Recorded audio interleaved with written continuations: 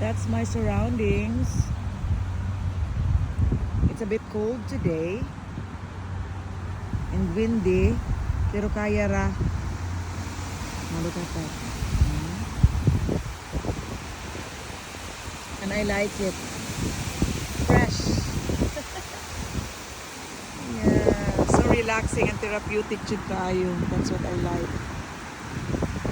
So that's why when the weather is like this, na dili kay siya bugnaw and dili siya init, I go out ng yun kay para to see some nature. Green. Di lang kayo mapuntahin ka sa balay. Kapoy kayo ang balay.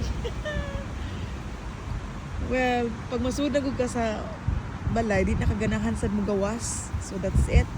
So I'd rather stay niya alone. I'm the only person here. So pwede na dyan ko magsige og vlog-vlog, sige tabi-tabi. Why? Magbuot. Bye everyone.